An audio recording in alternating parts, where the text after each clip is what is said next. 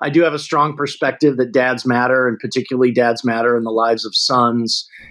I wasn't always the best example of a father. I had anger from time to time, frustration from time to time, stress from time to time. To be very honest, I said, God, if this is what you're asking me to do, my answer is, of course, yes. But I said, if this is not you, if you're not in this, I don't want to do it.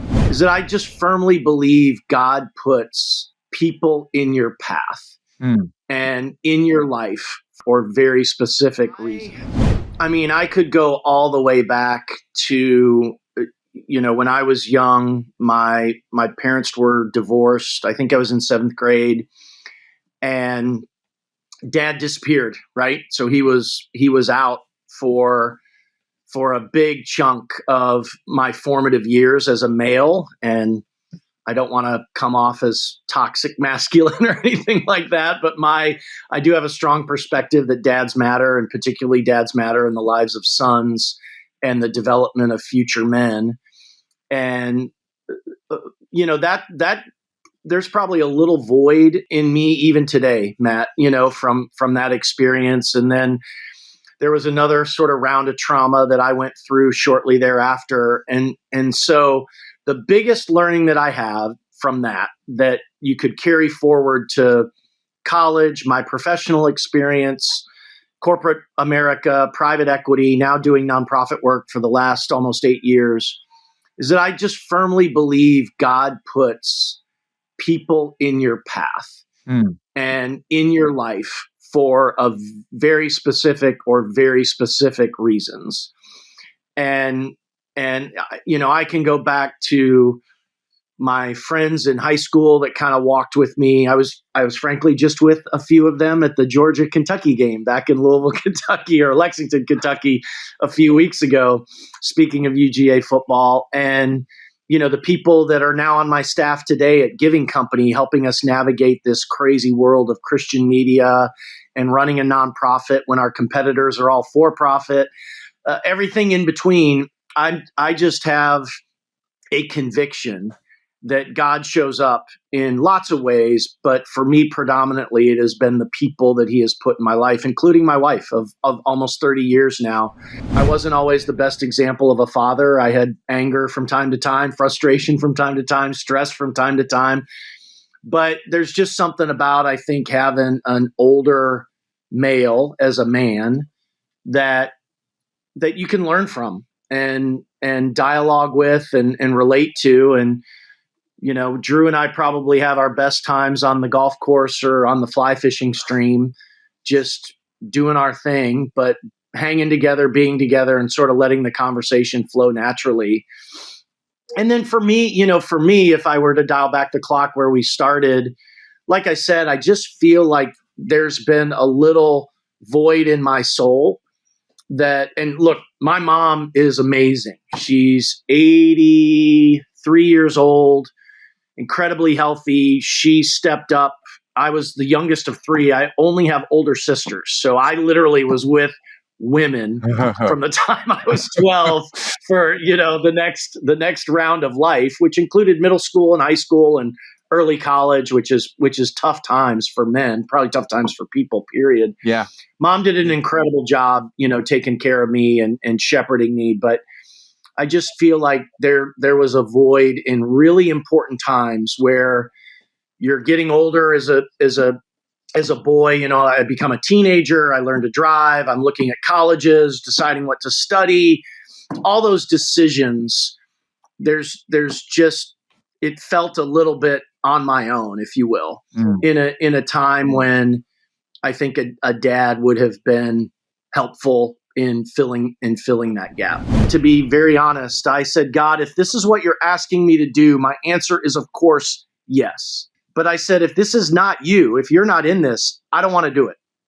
It's got huge financial implications. It's got all sorts of implications. But what I did love about the company was it was in the consumer technology space. So we do websites and apps and streaming and e-commerce and all those fun things that are more in the consumer space, which I didn't have a lot of experience with technology. My world was always corporate and business to business.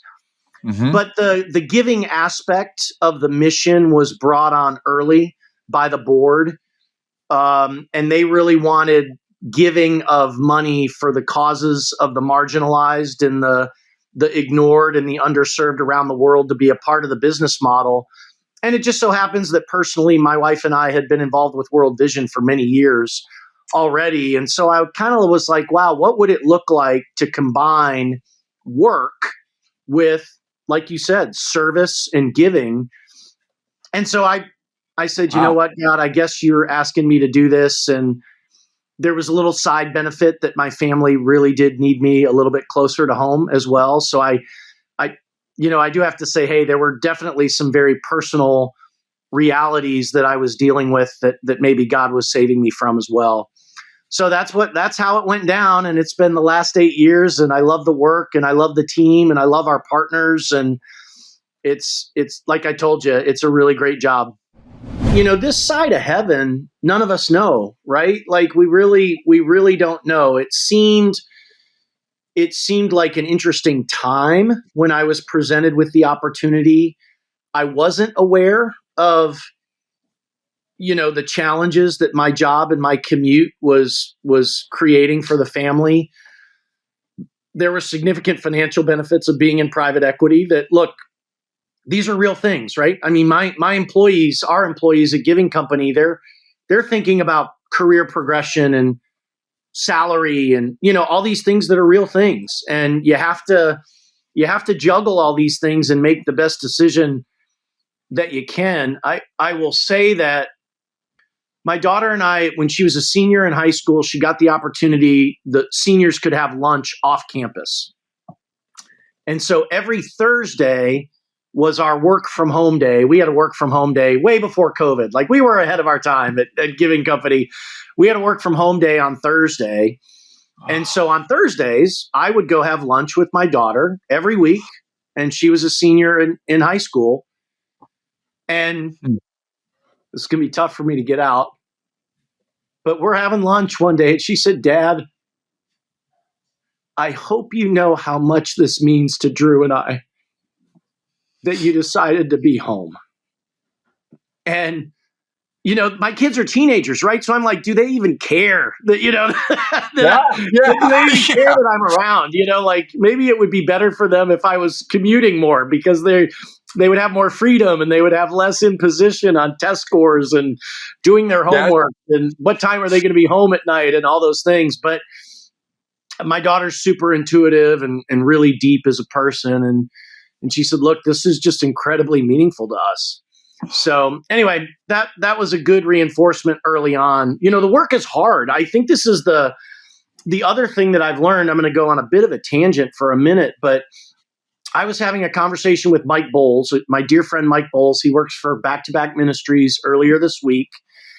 And he and his wife, Karen, amazing people. They adopted 3 girls from Mexico, sisters, all sisters. They were, 10, 12, 14, somewhere in that age range when they got adopted. Well, it has been a really tough journey, to say the least, for Mike and Karen. Really tough. And so I would also say that kind of about Giving Company, like the work isn't easy.